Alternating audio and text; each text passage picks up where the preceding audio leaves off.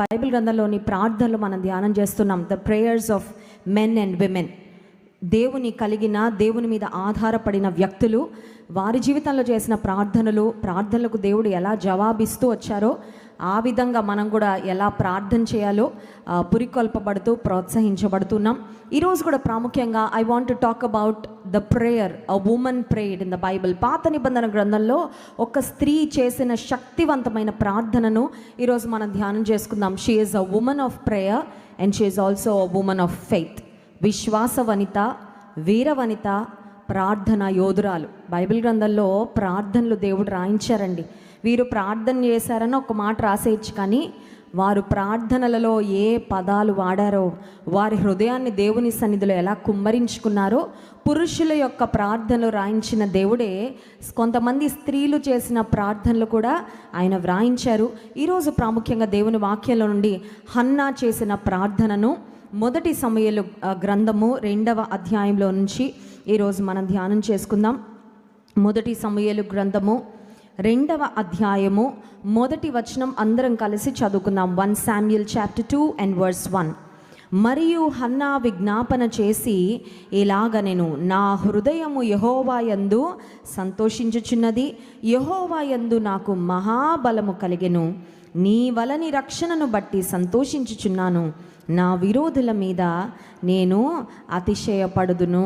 దేవుడు ఎంత గొప్ప దేవుడు అంటే పురుషులకు ఎంత విలువ ఇచ్చాడో దేవుని గ్రంథంలో స్త్రీలకు కూడా అదే విధమైన ప్రాధాన్యతను, విలువను దేవుడు ఇచ్చినట్లుగా మనం గుర్తించగలము. మొదటి అధ్యాయంలో హన్నా దుఃఖములో, వేదనలో, అవమానములో, నిట్టూర్పులో నలిగిపోతూ దేవుని సన్నిధిలోకి వచ్చి చేసిన ప్రార్థన, షిలోహులోని దేవుని మందిరంలోనికి ఈ హన్నా అనే స్త్రీ వచ్చి చేసిన ప్రార్థన సమూయేలు మొదటి గ్రంథం మొదటి అధ్యాయంలో 10వ వచనంలో బహు దుఃఖాక్రాంతురాలై వచ్చి యెహోవా సన్నిధిని ప్రార్థన చేయుచు బహుగా ఏడ్చుచు అని ఆమె దుఃఖంతో దేవుని సన్నిధిలో ఆమె హృదయాన్ని ఏమని కుమ్మరించుకుందో, ఎలా కుమ్మరించుకుందో ఆ మాటలన్నీ కూడా పరిశుద్ధాత్మ దేవుడు వ్రాయించారు. కానీ 2వ అధ్యాయానికి వచ్చేసరికి దేవుని సన్నిధిలో, జీవము కలిగిన దేవుని సన్నిధిలో హన్నా చేసిన ప్రార్థనకు దేవుడు జవాబిచ్చిన తర్వాత ఎవ్రీథింగ్ చేంజ్డ్.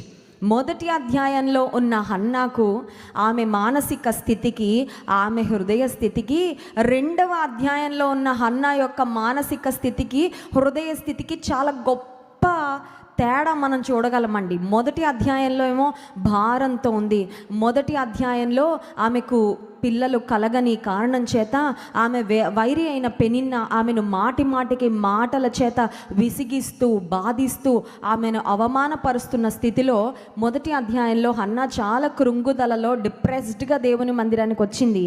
కానీ 2వ అధ్యాయానికి వచ్చేసరికి everything changed in her life. ఎందుకంటే దేవుని సన్నిధిలో ఆమె చేసిన ప్రార్థనకు దేవుడు జవాబిచ్చి ఆమెను జ్ఞాపకం చేసుకొని ఆమె గర్భాన్ని తెరిచి సమూయేలు అనే కుమారుని ఆమెకి ఇచ్చిన తరువాత ఇప్పుడు ఆమె దేవుని సన్నిధిలో ఒక మొక్కుబడి చేసుకుంది. మనందరికీ తెలుసు కదా, దేవా నువ్వు నాకు ఒక కుమారుడిని ఇస్తే ఆ కుమారుని నీ సేవకు నేను సమర్పిస్తాను అని హన్నా చేసుకున్న మొక్కుబడిని, ప్రార్థనను దేవుడు అంగీకరించి ఆమెకు కుమారుడిని ఇచ్చిన తర్వాత now she was making the greatest sacrifice of her life. ఆమె జీవితంలో ఒక గొప్ప త్యాగాన్ని చేస్తున్న స్త్రీగా మనం చూస్తున్నామండి. హన్నా గొప్ప ప్రార్థన యోధురాలే కాదు, గొప్ప విశ్వాస వనితే కాదు, గొప్ప త్యాగపూరికమైన ప్రేమ కలిగిన స్త్రీ. She was a woman of commitment. She was a woman who had her sacrificial love for the lord. దేవుని కొరకు నేను చేసుకున్న ఆ మాట, నేను ఇచ్చిన ఆ మాట నెరవేర్చడం అది కష్టమైన, సమర్పణతో కూడినదైనా, కొంత నాకు బాధను కలిగించేదైనా నేను దేవునికి ఇచ్చిన మాట ఖచ్చితంగా నెరవేరుస్తాను, దేవుని సన్నిధిలో నేను చేసుకున్న ఒడంబడికను ఖచ్చితంగా నెరవేరుస్తానని దేవుని సన్నిధిలో ఆమె తన కుమారుడిని సేవకు అప్పగించి వెళ్ళిపోయే సందర్భంలో మళ్ళీ ప్రార్థన చేసిందంట. ఆసక్తికరమైన విషయం ఏంటంటే వేదనలో ఉన్నప్పుడు చేసిన ప్రార్థన కన్నా ఆమె ప్రార్థనకు జవాబు వచ్చిన తర్వాత చేసిన ప్రార్థన చాలా పెద్దదండి. స్తోత్రం చెప్దాం, హల్లెలూయా. మనం వేదనలో ఉన్నప్పుడు ఉపవాస ప్రార్థన చేస్తాం. మనం వేదనలో నాతో ఎవరు మాట్లాడద్దు, నన్ను ఎవరు డిస్టర్బ్ చేయొద్దు, కాసేపు నన్ను వదిలేయండి, పిల్లలు వచ్చి తలుపు కొడుతున్నా ఉండండి, మమ్మీ ప్రార్థన చేసుకోవడానికి ఊరుకోరా, టైం ఇవ్వరా, నేను చాలా మీ అందరి కొరకు విజ్ఞాపన చేస్తున్నా కదా, మన కుటుంబ సమస్యల కొరకు ప్రార్థన చేస్తున్నా కదా, మన ఆర్థిక సమస్యల కొరకు ప్రార్థన చేస్తున్నా కదా, give me some time, give me some space, నేను ప్రార్థన చేయాలని కష్టంలో ఉన్నప్పుడు చాలా లెంగ్దీ ప్రేయర్ చేస్తాం, చాలా డీప్ ప్రేయర్ చేస్తాం, చాలా శ్రేష్టమైన మాటలతో ప్రార్థన చేస్తాం. కానీ ప్రార్థనకు జవాబు వచ్చిన తర్వాత హృదయం తేలికైపోతుంది. కృతజ్ఞత చెప్తామేమో కానీ అంత లెంగ్దీ ప్రేయర్, గొప్ప ప్రార్థన నాకు తెలిసి రావడం చాలా కష్టం, చాలా లోతైన ఆత్మీయ అనుభవం ఉంటే తప్ప. కానీ హన్నాను గురించి మనం నేర్చుకోవాల్సిన ఒక శ్రేష్టమైన లక్షణం ఏంటంటే, she was a women who had a very great intimacy with the lord. దేవునితో చాలా అన్యోన్యమైన సహవాసాన్ని కలిగిన స్త్రీ, చాలా సాన్నిహిత్యాన్ని కలిగిన స్త్రీ. కుమారుడు పుట్టక ముందు నేను నిన్ను ఎలా ఆశ్రయించాను ప్రభా, కుమారుడు పుట్టిన తర్వాత కూడా ఆ కుమారుడిని నీ సేవకు సమర్పించే సందర్భంలో కూడా my love for you gross. దేవా, నీ పట్ల నా ప్రేమ పెరుగుతుంది కానీ తరగదయ్యా. ఇప్పుడు కొడుకు మీదకి సగం ప్రేమ వెళ్ళిపోదు, నీ మీదకి సగం. చూడండి, మనకు అలాగే కదా, పెళ్ళవగానే భర్త మీద 100% ఉంటుంది ప్రేమ. ఫస్ట్ బిడ్డ పుట్టగానే 50%, ఫస్ట్ బిడ్డకి భర్తకి ఎంత 50%. రెండో బిడ్డ పుట్టగానే పిల్లల మీదకి 30% వెళ్ళిపోయి మిగతా ఏమన్నా మిగిలి ఉంటే భర్తకి కదండి. ఆవిడ భర్త అనుకుంటాడు, ఇదేంటి పిల్లలు వచ్చిన తర్వాత నాకు టీ కూడా సరిగ్గా సమయానికి వాళ్ళు స్నానం చేయించుతున్నానంటది, వాళ్ళకి బట్టలు వేస్తున్నానంటది, వాళ్ళకి టిఫిన్ పెడుతున్నా అంటది. కొంచెం టిఫిన్ పెట్టమ్మా, కొంచెం భోజనం వడ్డించాము, పెట్టేసుకోండి పిల్లల్ని చూసుకుంటున్నా కదా. అంటే ఏమవుతుందంటే మన జీవితంలో కొన్నిసార్లు ప్రేమ డివైడ్ అయిపోతూ ఉంటుంది. మన జీవితంలో బిడ్డలు బాధ్యతలు వచ్చిన తర్వాత వారి మీదకి ప్రేమ వెళ్ళిపోయి, భర్త విషయంలోనే కాదు దేవుని విషయంలో కూడా ప్రేమ తగ్గిపోతూ ఉంటుంది. కానీ హన్న ఏం రుజువు చేసిందంటే, he's the apple of my eye, నా కంటి పాప లాంటోడు ఈ కొడుకు. ఎందుకంటే నా మీద ఉన్న అవమానం తొలగించడానికి నా ప్రార్థనలన్నిటికీ జవాబు ఈ కుమారుడే. అయితే ఈ కుమారుడిని దేవుని సన్నిధిలో నేను సమర్పించిన తర్వాత కూడా, దేవా నా 100% అయితే నీకే, నా ప్రేమంతా మొదట నీకే, నా హృదయంలో మొదటి స్థానము నీకే అని దానికి రుజువుగా ఆమె చేసిన అద్భుతమైన ప్రార్థనలో ఒక 3 ప్రాముఖ్యమైన అంశాలు ధ్యానించుకొని మనము స్తుతి ఆరాధనలోనికి వెళ్దాం. మొట్టమొదటి అంశము, ఆమె దేవుని సన్నిధిలో వచ్చి ఆమె కుమారుణ్ణి సేవకు సమర్పించిందండి. 1వ అధ్యాయం ఆఖరు వచనంలో, కాబట్టి నేను ఆ బిడ్డను యెహోవాకు ప్రతిష్ఠించుచున్నాను, తాను బ్రతుకు దినములన్నిటను యెహోవాకు ప్రతిష్ఠితుడు అని చెప్పెను. అప్పుడు వాడు యెహోవాకు అక్కడనే లైక్ మదర్ లైక్ సన్, ఎలాంటి తల్లో అలాంటి కొడుకేనండి. తల్లికి తగ్గ మోకాళ్ళేసే తల్లికి మోకాళ్ళేసే పిల్లలు కూడా మన అడుగుజాడల్లోనే. మనం దేవుని ప్రేమిస్తే మన పిల్లలు సాతాన్ని ప్రేమించరండి. మనం దేవుని కొరకు త్యాగపూరితంగా ముందుకు వెళ్తే మన పిల్లలు కూడా మన అడుగుజాడల్లోనే నడుస్తారు. ఆత్మ సంబంధమైన వారసత్వాన్ని ఖచ్చితంగా మన బిడ్డలు కూడా పునికి పుచ్చుకుంటారు. దేవునికి స్తోత్రం చెప్దాం, హల్లెలూయా. ఈ భౌతికపరమైన ఆస్తులు ఏమి పిల్లలకు అందించకపోయినా పర్వాలేదు, కానీ ఆత్మీయమైన వారసత్వాన్ని ఖచ్చితంగా ఇక్కడున్న ప్రతి ఒక్కరు అందించాలి. ఇక్కడున్న ప్రతి తల్లి తన బిడ్డను ఒక ప్రార్థనా పరురాలిగా, ప్రార్థనా పరుడుగా తీర్చిదిద్దాక మనం ఈ లోకాన్ని విడిచిపెట్టి వెళ్ళిపోయిన పర్ల వాళ్ళు ఆత్మీయంగా దేవునిలో కొనసాగుతారు. ఆత్మ సంబంధమైన వారసత్వము మన తర్వాత తరానికి ఖచ్చితంగా అందించాలి. హన్న అందించేసిందండి. అక్కడేం రొక్కేశాడంట. ఎంత చక్కని కుమారుడు, ఎంత ఆత్మీయమైన కుమారుడు. అంత చిన్న వయసులో ఎలా వచ్చింది నాయన నీకు ఆ మనసు? పేచీ పెట్టట్లేదే, అమ్మ నాకు ఇక్కడ ఇష్టం లేదు, నాకు ఇక్కడ ఇంట్లో ఉన్నట్టు బెడ్ ఉండదు కదా, నాకు ఇక్కడ ఇంట్లో ఉన్నట్టు బొమ్మలు ఉండవు కదా, ఏలీ తాత నాకు పనులు చెప్తాడు, ఏమీ పేచీ పెట్టట్లేదండి. వెంటనే దేవుని సన్నిధిలో మొక్కిన తరువాత అన్న అంటున్న మాట చాలా ఆసక్తికరమైన, చాలా శ్రేష్టమైన మాట. 2వ అధ్యాయం 1వ వచనం, మరియు హన్న విజ్ఞాపన చేసి ఇలాగనెను, నా హృదయము యెహోవా యందు స్తోత్రం చెప్దాం, హల్లెలూయా. కొడుకును విడిచిపెట్టి వెళ్ళిపోవాలి కాసేపు అయ్యాక. WhatsApp calls, video calls, Zoom మీటింగ్లు, స్మార్ట్ ఫోన్ లేవండి ఆ రోజుల్లో. కొడుకుని మళ్ళీ చూడాలంటే 6 నెలలకో సంవత్సరానికో దూర ప్రయాణం చేసుకొని తల్లి. ఈ రోజుల్లో మనం పిల్లల్ని హాస్టల్లో పెడితే రోజు పొద్దున ఫోను, తిన్నావా, ఉన్నావా, పడుకున్నావా, అది చేసావా, ఇది చేసావా, ఎన్ని ఫాలోఅప్లో అయినా మనకి ఇబ్బందిగానే ఉంటుంది. ఆ రోజుల్లో ఇవేమీ లేవు ఫెసిలిటీస్.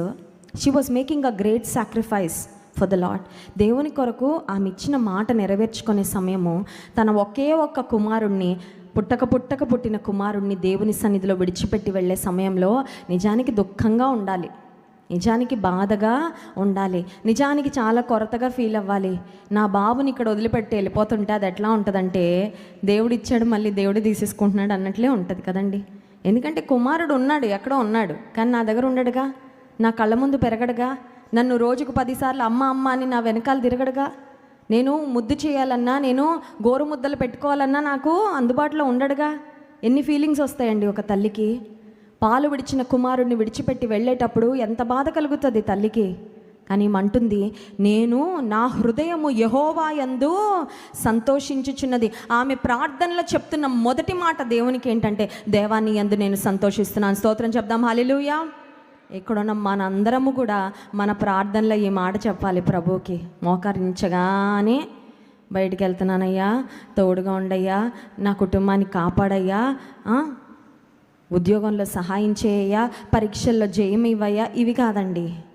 నా హృదయము యెహోవా యందు, lord I rejoice in you, నేను నీ యందు ఆనందిస్తున్నానయ్యా, నీ యందు నేను సంతోషిస్తున్నాను. ఆమె దేవునితో చెప్తుంది, దేవా ఈ కుమారుణ్ణి నీ సేవకు సమర్పిస్తున్నప్పటికీ నేనేమీ బాధగా చేయట్లా, సంతోషంగా చేస్తున్నా. స్తోత్రం చెప్దాం, హల్లెలూయా. కొన్నిసార్లు మనం దేవునికి ఏదో కానుక ఇవ్వాలనుకుంటామండి. కానుక ఇవ్వాలనుకున్న తర్వాత ఆ తర్వాత ఏదో ఒక ఆర్థిక సమస్య వస్తుంది. అంత పెద్ద కానుక ఎందుకు అనుకున్నానో అనుకోకుండా ఉంటే చూడండి, sometimes we make a commitment and then we regret. అయ్యో నేను సాక్ష్యం చెప్దాం అనుకున్నాను కానీ అంతమంది మధ్యలో నిలబడితే నా చేతిలో నిగిపోతాయే, అందరూ చూసి నవ్వుతారేమో, ఇది కూడా ఒక సాక్ష్యమేనా, ఇది కూడా చెప్పాలా అనుకుంటారేమో. కొన్నిసార్లు ఏదో చేయాలనుకుంటాం, తీర్మానం తీసుకుంటాం, దేవునికి మాట ఇస్తాం, తర్వాత రిగ్రెట్ అవుతా ఉంటాం. హన్నాలో అలాంటి రిగ్రెట్ మనకి, what ever I decided to do for the lord I will do it with Joy and gladness and I continue to rejoice in him. నీలో నేను ఆనందిస్తానయ్యా, నీలో నేను సంతోషిస్తాను. హన్నా ప్రార్థనలో మొదటి అంశము, మనందరి ప్రార్థనలో కూడా ఉండాల్సిన అంశం ఏంటంటే, దేవా నేను నీ యందు సంతోషిస్తున్నాను, నేను నీ యందు ఆనందిస్తున్నాను, నేను నిన్ను బట్టి ఆనందిస్తానయ్యా. నా పరిస్థితులు ఎలా ఉన్నా it doesn't matter to me, నాకేం పర్వాలేదు, నిన్ను బట్టి నేను ఆనందిస్తాను. రెండవదిగా మనం చూసినట్లయితే హన్నా యొక్క ప్రార్థనలో 2వ అధ్యాయం 1వ వచనంలో ఆ తర్వాత మాట చదువుదాం చూడండి. యెహోవా యందు నాకు మహాబలము కలిగెను, నీ వలని రక్షణను బట్టి సంతోషించుచున్నాను, నా విరోధుల మీద నేను అతిశయపడుదును. యెహోవా వలన నాకు మహాబలము. నా కుమారుడు ఒకే ఒక కొడుకు ఇప్పుడు ఇక్కడ వదిలిపెట్టి వెళ్ళిపోతే నన్ను ఎవరు చూసుకుంటారు వృద్ధాప్యంలో? నా భర్తకి ఎవరుంటారు ప్రక్కన? కొడుకు ఉంటే, ఇంట్లో ఉంటే వాళ్ళ నాన్నకి చేదోడు వాదోడుగా ఉంటాడు కదా. నాకు అన్ని పనులు, కొన్నిసార్లు కుమారులు ఉన్న తల్లిదండ్రులకి చాలా ఓవర్ కాన్ఫిడెంట్గా ఉంటుందేమో అనిపిస్తుంది. ఎందుకంటే మాకేంటండి, మా అబ్బాయి నన్ను వాడు చూసుకోరు తర్వాత సంగతి. కానీ కుమారుడు పుట్టగానే ఏదో ఒక తెలియని స్ట్రెంగ్త్, కొడుకు 2 పుడితే 3 పుడితేనో ఇంకా వాళ్ళని పట్టుకోలేం కదండి.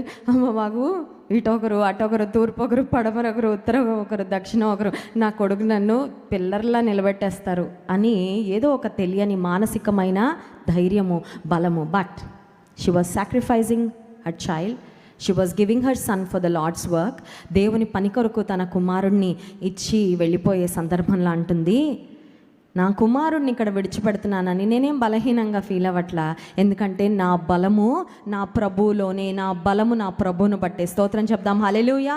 The Lord is our strength. మన బలం ఎవరండి? పుట్టే పిల్లలు కాదు మన బలం, బ్యాంక్ అకౌంట్లో ఉన్న బ్యాంక్ బ్యాలెన్స్ కాదు మన బలం, మన బంధువులు కాదు మన బలము, ఇంకెవరో కాదు మన బలము. మన బలం ఎవరు? మన ప్రభువే. నా బలము నా దేవుడే. కాబట్టి ఇంతకు ముందు హన్నా తన జీవితంలో తన శత్రువు వలన, తన వైరి అయిన పెనిన్నా వలన చాలా వేదన పొందింది. మనం చూసినట్లయితే 1 సమూయేలు గ్రంథం 1వ అధ్యాయం 6వ వచనంలో యెహోవా ఆమెకు సంతు లేకుండా చేసి ఉన్న హేతువును బట్టి ఆమె వైరియగు పెనిన్న ఆమెను విసిగించుటకై ఆమెకు కోపము పుట్టించుచు. This was a continuous process until God remembered Hannah. దేవుడు హన్నాను జ్ఞాపకం చేసుకునే వరకు ఈ బాధ, ఈ వేదన, ఈ కృంగుదల, ఈ అవమానకరమైన పరిస్థితులు అనుభవిస్తూనే వచ్చిందండి. కొన్నిసార్లు మన జీవితం కూడా అలా ఉంటుంది. ఈ శత్రువులు ఇంక పోరా, వేధించేవారు విడిచిపెట్టరా, ఇంక ఈ మాటలు నేను వినకుండా ఎప్పుడూ ఆగిపోతాయి, ఈ పరిస్థితి నుండి నాకు ఎప్పుడు విడుదల వస్తుంది, ఇది ఒక జీవితం అంతా ఉండే ఒక దీర్ఘకాలిక సమస్యలాగా అయిపోతుంది అనే పరిస్థితి హన్నా జీవితంలో వచ్చింది. కానీ దేవుడు ఫుల్ స్టాప్ పెట్టేశాడండి. ఆమె శత్రువుకు దేవుడు మాటలతో చెప్పలేదు, కానీ సమాధానం కార్యం చేసి సమాధానం చెప్పాడు. స్తోత్రం చెప్దాం, హల్లెలూయా. అందుకే హన్నా అంటుంది మొదటి సమూయేలు గ్రంథం 2వ అధ్యాయం 1వ వచనం, నా విరోధుల మీద నేను, ఇంగ్లీష్ బైబిల్ ఏమనుందంటే, I smile at my enemies. నా శత్రువులను చూసి నేను ఏం చేస్తా, అవుతా. అప్పటిదాకా నా శత్రువులు నన్ను చూసి నవ్వారేమో, నా వైరి అయిన పెనిన్న నన్ను చూసి అవమానకరంగా మాట్లాడుతూ నేను ఏడుస్తుంటే, కుమిలిపోతుంటే, కృంగిపోతుంటే ఆనందించిందేమో, కానీ నా దేవుని వలన నాకు బలము కలిగింది, నా శత్రువుల పైన నేను అతిశయపడతాను. ఎందుకంటే మన అతిశయ కారణము ఆయనను మన అతిశయ కారణంగా చేసుకుంటే ఖచ్చితంగా శత్రువులు ఎదుట భోజనమే సిద్ధపరుస్తాడండి. స్తోత్రం చెప్దాం, హల్లెలూయా. రాజైన దావీదు అనలేదా, నా శత్రువుల ఎదుట నీవు నాకు భోజనము సిద్ధపరచదు. ఎస్. మూడవదిగా మనం చూసినట్లయితే ఆమె ప్రార్థనలో ఆమెకు దేవునితో ఉన్న ఎంత శ్రేష్టమైన అనుబంధమో, లోతైన ఆమె యొక్క ఆత్మీయ జీవితాన్ని మనం ఆ తర్వాత వచనాల్లో జాగ్రత్తగా గమనించగలం. మొదట నేను దేవుని యందు ఆనందిస్తున్నాను అని చెప్పింది. రెండవదిగా దేవుని వలన నాకు బలము కలిగెను అనే మాట చెప్పింది. మూడవ అంశం ఏంటంటే, she was continuously exalting the lord. పుట్టిన తల్లి బిడ్డ కలిగిన తర్వాత మురిసిపోతామండి తల్లులం, తెలుసు కదా, మురిసిపోతాం. ఎలా మురిసిపోతాం, ఎంత అందగాడో కదండి, ఎంత క్యూటో చూడండి, మనం ఎలా పెట్టుకుంటాం స్టేటస్ పెడితే, సూపర్ క్యూట్, ఇంకా చబ్బీ కడ్లీ, అబ్బో ఇంక చెప్పదులే అండి, ద మోస్ట్ బ్యూటిఫుల్ కదా, ఇంకా వావ్ అమేజింగ్ ఏవేవో వచ్చేసేలే, చాలా చాలా వర్డ్స్ వచ్చేసాయి వర్ణించడానికి. ఆమె తన కుమారుడిని చూసి ఇంత, మా కుమారుడు ఇలాంటోడు అలాంటి ఏమీ అనట్లా. కుమారుడిని దేవుడు ఇచ్చాడు, ఆయన నా శత్రువుల ఎదుట నా తల ఎత్తాడు, ఆ కుమారుని మళ్ళీ దేవుని సేవకి సమర్పిస్తున్నాను. ఇప్పుడు నా ఫోకస్ అంతా దేని మీదంటే, my focus is on exalting my God. నా దేవుని హెచ్చించుట, నా దేవుని ఘనపరచుట నాకు ఇష్టము అంటూ 4 మాటలు ఆమె పలికిందండి. దేవుని యొక్క ఔన్నత్యాన్ని గూర్చి, దేవుని యొక్క శ్రేష్టతను గూర్చి, దేవుని ఘనపరుస్తూ, మహిమపరుస్తూ ఒక 4 ప్రాముఖ్యమైన మాటలు ఆమె తన ప్రార్థనలో చేసినట్లుగా మనం గమనించగలము. చూడండి 2వ వచనం, యెహోవా వంటి పరిశుద్ధ దేవుడు ఒక్కడునూ లేడు. మన దేవుడు పరిశుద్ధుడు, ఆయన పరిశుద్ధతకు సాటి అయిన పరిశుద్ధత. ఈ లోకంలో అసలు పరిశుద్ధులు ఎవరు? ఆయన రక్తం చేత కడగబడిన మనము పాపులం నుండి పరిశుద్ధులుగా మార్చబడ్డాం, కానీ అసలు పాపమే ఎరుగని వారి ప్రపంచంలో ఎవరు లేరు. ద హోలీ వన్, పరిశుద్ధుడైన దేవుడు. యెషయా గ్రంథం 6వ అధ్యాయంలో చూసినట్లయితే, యెషయా దైవజనునికి కలిగిన దర్శనంలో ఆయనకు వినపడతా ఉంది, దూతలు పరలోకంలో దేవుని స్తుతిస్తూ ఆరాధిస్తూ, సైన్యములకు అధిపతి యెహోవా పరిశుద్ధుడు పరిశుద్ధుడు పరిశుద్ధుడని గాన ప్రతిగానములతో దేవుని స్తుతించటము, గణపరచటము దైవజనుడు చూశాడు.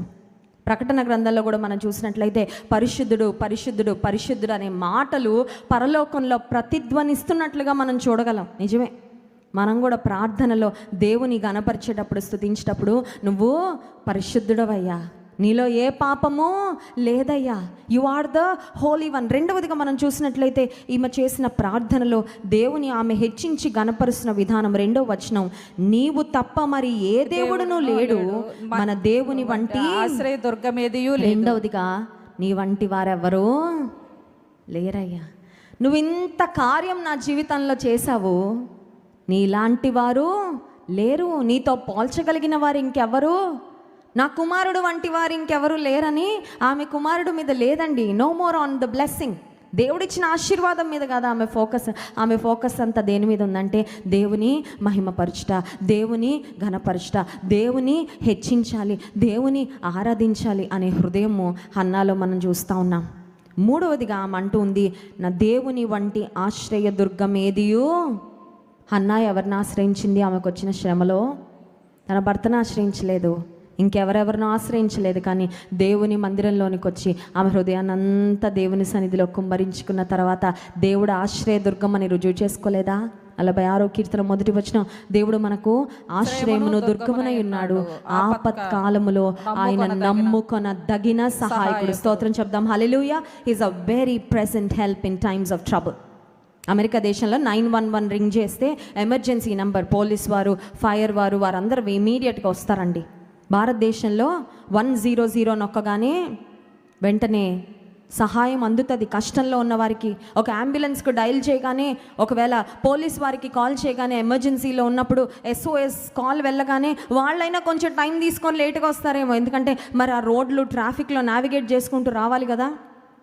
ఒకసారి వార్తల్లో చదివాను నేను, 2 అంబులెన్స్లో ఒకరినొకరు గుద్దుకొని మొత్తం అంబులెన్స్లో ఉన్న వాళ్ళందరూ చనిపోయారు. ఎంత దురదృష్టకరమైన విషయం అండి. అంబులెన్స్లో ఒకరున్నారు రిస్క్లో, ఈ అంబులెన్స్లో ఇంకొకరు ఉన్నారు ఎమర్జెన్సీ కండిషన్లో. వారితో పాటు బంధువులు ఎవరో ఒకరు ఎక్కుతారు కదా, ఫ్యామిలీ మెంబర్స్, డ్రైవరు. అంబులెన్స్ అనగానే మనకు తెలుసు ఆటోమేటిక్గా మిగతా వెహికల్స్ అన్నీ అంబులెన్స్కి మనం దారి ఇస్తాము. వాళ్ళు కూడా చాలా హై స్పీడ్లో వెళ్తారు, ఎందుకంటే పేషెంట్ ప్రాణాన్ని నిలబెట్టాలని. 2 అంబులెన్స్లు అటు నుంచి వచ్చింది, ఇటు నుంచి వచ్చింది, 2 ఒకేసారి హెడ్ ఆన్ కొలిషన్. అందులో ఉన్నవారు చనిపోయారు, ఇందులో ఉన్నవారు మామూలు వెహికల్లో వెళ్ళినా బ్రతుకుండేవారేమో అని. ఒకవేళ పోలీస్ వారు కానీ అంబులెన్స్ వారు కానీ మనకు సహాయం చేయడానికి వచ్చేవారి సహాయం లేట్ అవ్వచ్చేమో, ఒకవేళ అలాంటి వాహనాల్లో వెళ్ళినా మనకి ప్రమాదం జరగచ్చేమో, కానీ మన దేవుడు ఆపత్కాలంలో నమ్ముకొనదగిన సహాయకుడు. స్తోత్రం చెప్దాం. హల్లెలూయా. He reaches down to us when we need him.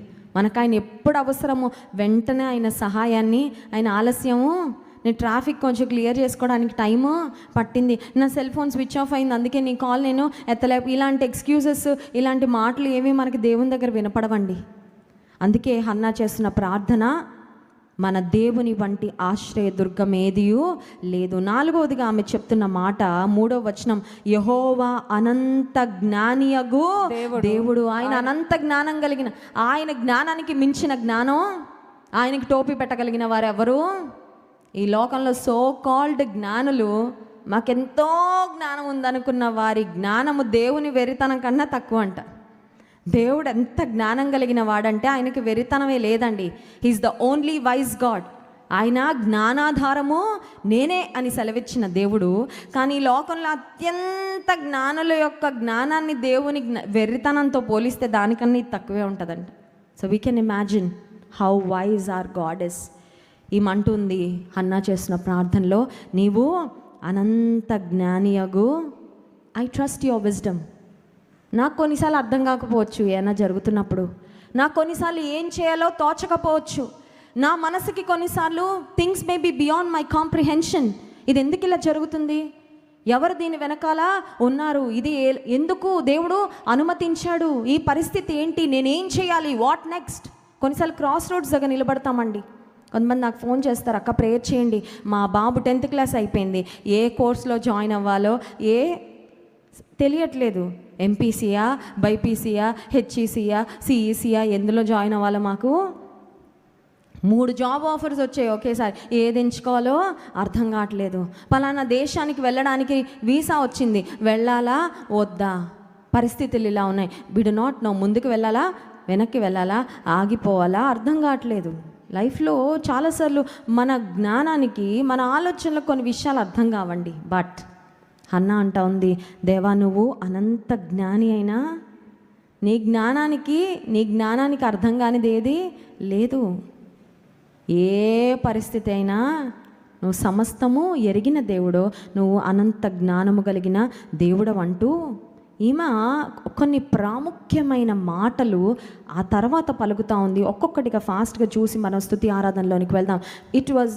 These words are almost like warnings, ఒక హెచ్చరికలుగా ఉన్నాయి ఆమె పలుకుతున్న మాటలు. హన్నా పలుకుతున్న మాటలు ఇందాక చెప్పాను కదా, she's a woman of faith, she's a woman of prayer, she's a woman of commitment. ప్రార్థనా పరురాలైన స్త్రీ, విశ్వాసము కలిగిన విశ్వాస వీర వనిత, మూడవది త్యాగపూర్వకమైన ప్రేమ కలిగిన హృదయం కలిగిన స్త్రీ అని. ఆమె చేస్తున్న ప్రార్థనలో ఆమె కొన్ని మాటలు పలుకుతూ ఉంది. పరిశుద్ధాత్మ దేవుడు ఆమెతో పలికించారండి. కొన్నిసార్లు మనం మోకరిస్తాం, మనం ఏదో ప్రార్థన చేయాలని మోకరిస్తాం, కానీ కొన్నిసార్లు దేవుడు మన మనసులో ఇంకేవో చెప్పి ప్రేయర్ చేస్తూ ఉంటాడు. నా లైఫ్లో చాలాసార్లు నేను అది అనుభవపూర్వకంగా ఎక్స్పీరియన్స్ చేశాను. యూఎస్లో నేను డెన్వర్లో వర్క్ చేస్తున్న సమయంలో నాకు ఒక రూమ్మేట్ ఉండేది, అపార్ట్మెంట్లో ఉండేవాళ్ళం. ఆ అమ్మాయి నేను రోజు ఈవినింగ్ వర్క్ నుంచి వచ్చిన తర్వాత మేము ప్రేయర్ చేసుకునే వాళ్ళం ఇంటి దగ్గర. నేను ఒక చిన్న గిటార్ కొనుక్కున్నాను. ఆ గిటార్లో సాంగ్ నేను ప్లే చేస్తూ ఉంటే పాటలు పాడుకునే వాళ్ళం. పాటలు పాడుకున్న తర్వాత బైబిల్లో ఏదో ఒక చాప్టర్ చదువుకొని ఇద్దరం ప్రేయర్ చేస్తూ ఉండేవాళ్ళం. సరే, యూజువల్గా మామూలు మన రెగ్యులర్ ప్రేయర్ పాయింట్స్ ఉంటాయి కదా, అవి చేసేవాళ్ళం. కానీ ఎందుకో ఒక టైంలో దేవుడు నాకు, దేవా మమ్మల్ని కాపాడు, మమ్మల్ని భద్రపరచు, మమ్మల్ని ప్రొటెక్ట్ చేయండి అని ఎక్కువ ప్రొటెక్షన్ కోసం ప్రార్థన చేయడం మొదలుపెట్టాను. నాకే విచిత్రంగా అనిపిస్తుంది, ఎప్పుడు చేయనంతగా నేను ఎందుకు ప్రొటెక్షన్ గురించి 91వ కీర్తనలో వాక్యాలు ఎత్తి ప్రార్థన చేస్తున్నాను నాకే అర్థం కావట్లేదు. ఎందుకంటే అప్పుడు మాకు అసలు ఏ రిస్క్ లేదు, వీఆర్ జస్ట్ ఫైన్, అంతా బాగుంది, జాబ్లో అంతా స్మూత్గా ఉంది, ఏ ప్రాబ్లమ్స్ లేవు. ఇండియాలో మా ఫ్యామిలీ కానీ అమ్మాయి వాళ్ళ ఫ్యామిలీ కానీ వీఆర్ ఆల్ ఫైన్. సడన్గా ప్రొటెక్షన్ ఇవ్వయ్యా, కాపాడయ్యా అని ప్రార్థన చేస్తున్నాను నేను. ఆ ప్రేయర్ కంటిన్యూ అయిందండి. ఆ వీక్ అంతా అలాగే చేశాను ప్రేయర్. నాకే ఆశ్చర్యం అనిపించింది, ఎందుకు నేను ఇలా ప్రార్థన చేస్తున్నాను, దేవుడు ఎందుకు నన్ను ఇలా ప్రేరేపిస్తున్నారని. ఆ వీకెండ్ శనివారం వచ్చింది. శనివారం మాకు ఆఫ్ ఉంటుంది, సాటర్డే అండ్ సండే మాకు హాలిడేస్ ఉంటాయి. ఆ సాటర్డే యూజువల్గా మేము వంట చేసుకోం, వారం అంతా కష్టపడతామని రెస్టారెంట్కి వెళ్తాం తినడానికి. సో మేము ఫ్రెండ్స్ ఒక 4 గర్ల్స్, ఇంకొక అక్క వాళ్ళ చిన్న బాబు, ఆ బాబుని తీసుకొని మేము అందరం ఒక మెక్సికన్ రెస్టారెంట్కి వెళ్ళడం జరిగింది. మెక్సికన్ రెస్టారెంట్ అంతా ఖాళీగా ఉంది ఆ టైంలో. దూరంలో మాత్రం ఒక నల్ల జాతీయుడు కొంచెం డిఫరెంట్గా ఉన్నాడు. అక్కడ డిఫరెంట్గా చాలామంది ఉంటారు, అందరినీ మనం సస్పెక్ట్ చేయడానికి లేదు. ఆయన దూరంగా చివరి టేబుల్లో కూర్చుని ఉన్నాడు. సరే, వెళ్ళిన తర్వాత మేము మా టేబుల్ దగ్గర కూర్చున్నాం, మా ఫుడ్ ఆర్డర్ చేసాము. మా ఫుడ్ ఇంకా రావడానికి టైం పడుతుంది. ఆ సమయంలో నా కళ్ళు ఎందుకో అతన్ని గమనిస్తూ ఉన్నాయి. నేను ఎక్కడికి వెళ్ళినా కొంచెం వాచ్ఫుల్గా విజిలెంట్గా ఉంటాను, గమనిస్తూ ఉన్నాను. అతనిలో నాకేదో డిఫరెన్స్ కనబడతా ఉంది. అతను ఆందోళన పడడం, ఎవరితోనో ఫోన్లు చేయడం, అటు ఇటు కొంచెం వింతగా చూపులు చూస్తూ ఉన్నాడు. ఇంత లోపల మా ఫుడ్ ఇంకా రాలేదు, మేము ఆ టేబుల్ దగ్గర ఉన్నాం. అతని గురించి నాకు I could sense something is wrong, ఏదో జరుగుతుందని. ఇంత లోపల దూరంలో నాకు 2 పోలీస్ వ్యాన్స్ కనబడినాయండి. పోలీస్ వ్యాన్స్ కనబడాయి. పోలీసులు అతనికి కనబడకుండా ఆ రెస్టారెంట్ బయట ఉన్న స్తంభాల వెనకాల స్టెన్ గన్స్ పట్టుకొని వాళ్ళు దాక్కొని ఉన్నారు. మేము లోపల ఉన్నామండి, 4 ఆడపిల్లలం, మాతో పాటు ఒక అక్క వాళ్ళ బాబు ఉన్నాడు, చిన్న అబ్బాయి, అతను ఉన్నాడు. అక్కడ అందరికీ గన్స్ ఉంటాయి, గన్ కల్చర్ కామన్ యూఎస్లో. అతని దగ్గర ఖచ్చితంగా గన్ ఉండుండొచ్చు. ఆ సమయంలో నేను మా ఫ్రెండ్స్కి తెలుగులో మాట్లాడుతున్నాను, ఎందుకంటే అతనికి ఇంగ్లీష్ వస్తుంది కాబట్టి. మనం ఇక్కడ నుండి వెంటనే వెళ్ళిపోవాలి, ఫుడ్ అక్కర్లేదు, ఏం అక్కర్లేదు, నడవండి బయటికి, మనం వెళ్ళిపోదామని నేను తెలుగులో చెప్పి వెంటనే మేము ఒక డోర్లో నుంచి ఎస్కేప్ అవ్వడానికి వెళ్ళగానే అతను మమ్మల్ని అడ్డుగా పెట్టుకొని అందులోంచి బయటకు రావడానికి ట్రై చేయగానే దేవుని మహాకృప వలన మేము అలా ఎస్కేప్ అవ్వగానే పోలీసులు అతన్ని పట్టుకున్నారండి. చాలా ఉద్రిక్తమైన వాతావరణం. నా లైఫ్లో వెరీ ఫస్ట్ టైం నేను అది ఎక్స్పీరియన్స్ చేసింది. ఆ తర్వాత మా గుండె ఎంత వేగంగా కొట్టుకుందో మాకే తెలుసు. ఆ ప్రక్కన వేరే షాప్లోకి వెళ్ళి మేము కాసేపు ఉండిపోయాం, అక్కడ బయటకు రాలేదు, ఎందుకంటే మొత్తం పోలీస్ వెహికల్స్ వచ్చేసాయి. అతను చాలా పెద్ద క్రిమినల్ అంట, చాలా మోస్ట్ వాంటెడ్ క్రిమినల్. ఆ రోజు అక్కడికి వచ్చి నక్కాడు, పోలీసులకి దొరికాడు. యూజువల్గా అలా జరిగే సందర్భాలలో ఆ క్రిమినల్స్ ఏం చేస్తారంటే దే స్టార్ట్ ఫైరింగ్, బుల్లెట్స్ వదలగానే ఆ అమాయక ప్రజలు చాలామంది బలైపోతారండి. ఆ రోజు ఏదో పెద్ద ప్రమాదం జరగాల్సింది, కానీ నా దేవుడు జరగబోయే విషయాన్ని గురించి ముందుగానే తెలియపరిచి వారం రోజుల నుండి మమ్మల్ని కాపాడయ్యా, మమ్మల్ని భద్రపరచయ్యా, నీకు అనుదృష్టి మాపై ఉంచయ్యా అని దేవుని సన్నిధిలో ప్రార్థన చేసేలా చేసి ఆ రోజు ఆ భయంకరమైన ప్రమాదం నుండి దేవుడు మమ్మల్ని తప్పించాడు. ఎందుకు ఈ మాటలు చెప్తున్నానంటే, మన దేవుడు అనంత జ్ఞానము కలిగిన వాడు. కొన్నిసార్లు మన మనస్సుకి, మన ఊహకి అందని విషయాలు, ఏం చేయాలో దిక్కుతోచని పరిస్థితిలో కూడా ఆయన మన మీద దృష్టి ఉంచి ఆయన ఆలోచన చెప్పే దేవుడు. ఇప్పుడు హన్నా అనే ప్రార్థనా పరురాలైన ఆ స్త్రీ ఆమె ప్రార్థనలో చెప్తున్న కొన్ని ప్రాముఖ్యమైన మాటలు వదరుబోతుల గురించి మాట్లాడుతుందండి ఆమె. నిజమే, ఈ లోకంలో వదరుబోతులు చాలామంది తయారవుతున్నారు. వదరుబోతులుగా అవ్వకుండా కూడా రక్షణ పొందిన ప్రతి ఒక్కరు శ్రద్ధ తీసుకోవాలి. ఎందుకంటే ఈ నోరు అగ్ని లాంటిది కదండి. ఈ నోరే ఆత్మీయంగా మనము దిగజారిపోవడానికి, దేవునికి దూరం అవ్వడానికి, దేవుని తీర్పు మన మీద రావడానికి కూడా కారణం ఏమవుతుందంటే నోరే. ఆమె వదరుబోతులను గురించి కొన్ని ప్రాముఖ్యమైన హెచ్చరికలు చేస్తూ ఉంది. చూడండి 3వ వచనం, యెహోవా అనంత జ్ఞానియగు దేవుడు, ఆయనే క్రియలను పరీక్షించువాడు, ఇకను అంత గర్వముగా మాటలాడకుడి, గర్వపు మాటలు నోట రానియకుడి. ఆ రోజు హన్నా ద్వారా దేవుడు పలికించిన ఆ మాటలు ఈ రోజుల్లో ఉన్న ప్రతి ఒక్కరికి, గర్వపు మాటలు మీ నోట రానియద్దు. ఎందుకు రానియకూడదు? గర్వపు మాటలు చాలా ఈజీగా వచ్చేస్తాయే.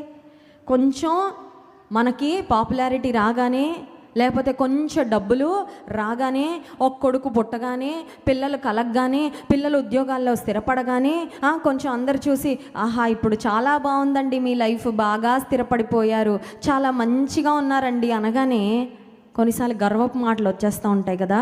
హన్నా ద్వారా దేవుడు పలికిస్తున్న మాటలు, గర్వపు మాటలు ఎందుకు మాట్లాడకూడదంటే 4వ వచనం, ప్రఖ్యాతి నొందిన విలుకాండ్రు ఓడిపోదురు.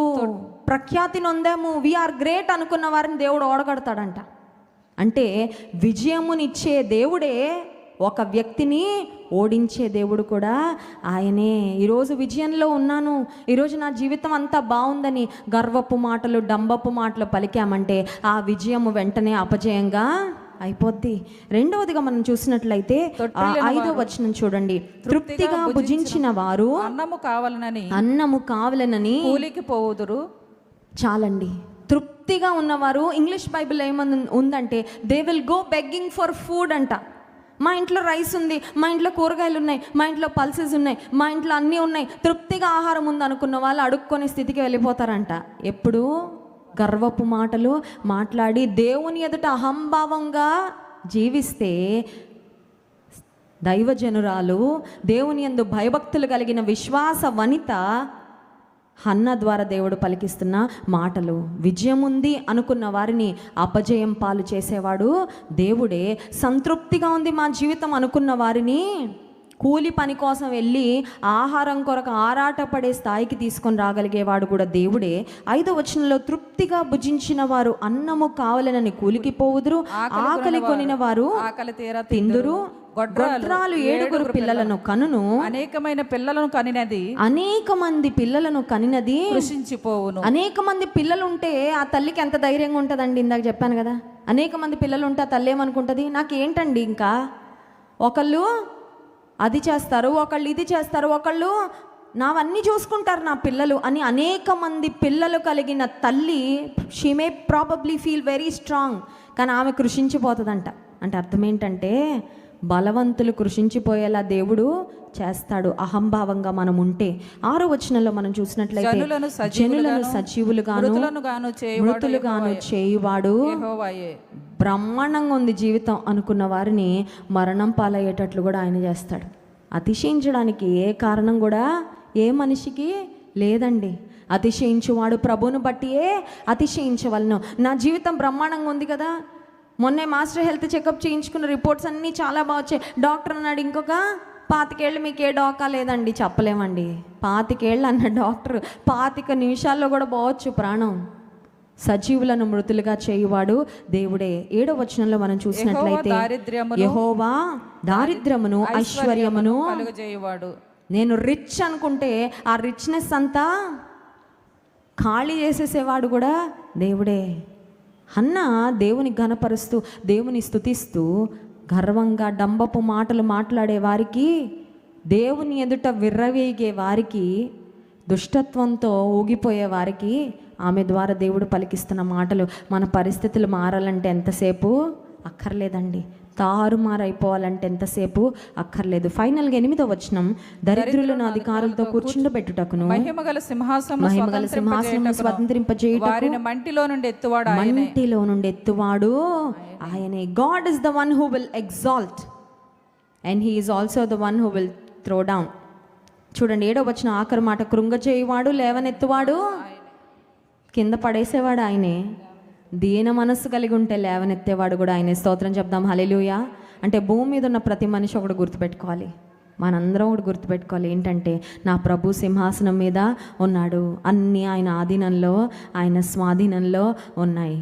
ఏది ఏమైనా, ఎంత ఆశీర్వాదం వచ్చినా, ఎంత ఘనత వచ్చినా, ఏ స్థితి వచ్చినా, ఏ పేరు వచ్చినా, ఏ ప్రఖ్యాతలు వచ్చినా, నీ ఎదుట మేము నథింగ్ అయ్యా, మా బ్రతుకులేమీ కాదయ్యా అని దీన మనస్కులమై సాగితే ఆయన కృప యుగ యుగములు నిలుస్తుంది, ఆయన నీతి మన పిల్ల తరానికి నిలుస్తుంది. అంతేగాని డంబపు మాటలు, గర్వపు మాటలు మాట్లాడితే పడద్రోసే దేవుడు పేదరికము వచ్చినట్లుగా, ఓటమి అపజయం వచ్చేటట్లుగా, కొరతలలోకి వెళ్ళిపోయేటట్లుగా దేవుడు పరిస్థితులు మార్చాలంటే ఎంతసేపు అక్కర్లేదు. అందుకే ఆమె ఫైనల్గా ఒక మాట చెప్తా ఉంది, చూడండి 9వ వచనం, తన భక్తుల పాదములు తొట్రిల్లకుండా ఆయన వారిని కాపాడును. స్తోత్రం చెప్దాం, హల్లెలూయా. తన భక్తుల, లోకస్తులు ఎటన్న పోవచ్చు కానీ God is very possessive about his children. దేవుడు తన బిడ్డల విషయం చాలా పర్సనల్గా తీసుకుంటాడండి, జాగ్రత్తగా ఉండాలి. లోకస్తులు ఎటు పోయినా ఆయన అంత కేర్ చేయడేమో కానీ నేను ముట్టినవాడు నా కనుగుడ్డును ముట్టినవాడని హీ టేక్స్ ఇట్ పర్సనలీ. సౌలు దేవుని ప్రజలను హింసిస్తూ ఇబ్బంది పెడుతూ చెలరేగిపోతూ ఉంటే అడ్డుకోలేదా దేవుడు? ఆపలేదా? జోక్యం చేసుకోలేదా? సౌలుకు బుద్ధి చెప్పలేదా? సౌలు యొక్క ఆహాన్ని, గర్వాన్ని వంచి తెచ్చుకోలేదా? చేతిలోకి తీసుకోలేదా? విరగ్గొట్టి ఒక చక్కని పాత్రగా మలిచి అప్పుడు వాడుకోవడం ప్రారంభించాడు. అంతే, ఆయన చేతిలో ఒదిగిపోతేనే ఉంది విలువ, ఆయన చేతిలో ఒదగకపోతే విరగొట్టేస్తాడండి. అంతే. తన భక్తుల పాదములు తొట్రిల్లకుండా ఆయన వారిని, ప్రియమైన సహోదరి, ప్రియమైన సహోదరుడా, నా పిల్లల జోలికి రావద్దంటారు కదా కొన్నిసార్లు. మనం ఎవరైనా 2 పిల్లలు కొట్టుకుంటా ఉంటే మన పిల్లల్ని వెళ్ళి మనం ఎంత బాగా డిఫెండ్ చేసుకుంటామండి. మా అమ్మాయి అలాంటిది కాదండి, మీ అబ్బాయి, మీ అమ్మాయి అని మనం ఎలా ఫైట్ చేస్తాం? The lord is possessive about his children. నువ్వు ఆయన రక్తం చేత కొనబడినా, ఆయన ప్రియమైన బిడ్డవైతే నీ విషయంలో ఆయన శ్రద్ధ కృంగిపోవద్దు. అన్న విషయంలో తీసుకోలేదా దేవుడు శ్రద్ధ? ఆమె శత్రువుల మీద అతిశయించేటట్లుగా ఆమెను దేవుడు హెచ్చించలేదా? ఆమె శత్రువులను చూసి ఆమె నవ్వే స్థితికి ఆమెను దేవుడు ఎగ్జాల్ట్ చేయలేదా? గణపరచలేదా? గణపరిచాడు. ఇంకొక మాట 10వ వచనం, యెహోవాతో వాదించువారు నాశనమగుదురు. స్తోత్రం చెప్దాం, హల్లెలూయా. The Lord is our defender. మన పక్షంగా పోరాడేవాడు దేవుడు. ఆయనతో ఎవరైనా పెట్టుకుంటే వారు ఏమవుతారండి? జీవము కలిగిన దేవునితో యాజ్యం ఆడితే. కొన్నిసార్లు నీవెదుర్కొంటున్న పరిస్థితులు, నీవెదుర్కొంటున్న సమస్యలలో నా శక్తి సరిపోవట్లేదయ్యా, నేను ఏం చేయాలో నాకు అర్థం కావట్లేదయ్యా, నువ్వు ఏం చేయక్కర్లా, ప్రభువుకు అప్పగించి చాలు. Just commit to the lord. నీ పరిస్థితి ప్రభువుకు అప్పగించి. అన్నాదే చేసిందండి, ఏమీ చేయలా. ఆమె చేసింది చాలా చిన్న కార్యం, కానీ దేవుడు ఆమె పక్షంగా చేసింది చాలా గొప్ప కార్యం. స్తోత్రం చెప్దాం, హల్లెలూయా. ఏం చేసింది ఆమె? దేవునికి అప్పచెప్పింది, అంతే. మొదటి అధ్యాయానికి 2వ అధ్యాయానికి ఎంత తేడా! మొదటి అధ్యాయంలో ఉన్న Hannah, she was depressed, she was down, she was sad, she was frustrated. 2వ అధ్యాయానికి వచ్చేసరికి she is joyful, she is strong, she is worshipping. ఎంత బలం కలిగి ఉంది, ఎంత దేవుని బట్టి అతిశయిస్తూ ఉంది, ఎంత ఆనందంగా ఉంది. ఈరోజు ఒకవేళ నీ స్థితి మొదటి సమూయేలు గ్రంథం 1వ అధ్యాయంలో ఉన్న హన్నా వలె ఉంటే, remember, God is on the throne. దేవుడు సింహాసనము మీద ఉన్నాడు. ఆయన అన్నీ చూస్తున్నాడు. ఆయన అన్నీ ఎరిగిన దేవుడు.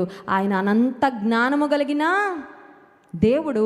ఒకవేళ నీ ఎదుట మనుషులు ఒకవేళ రకరకాల మోసపూరితమైన కార్యాలు చేయొచ్చేమో, కానీ ఆయన ఎదుట ఆయన ఎవరు మోసగించలేరు. ప్రభుతో వ్యాధ్యమాడి గెలవగలిగిన వారు ఎవరు కూడా లేరు.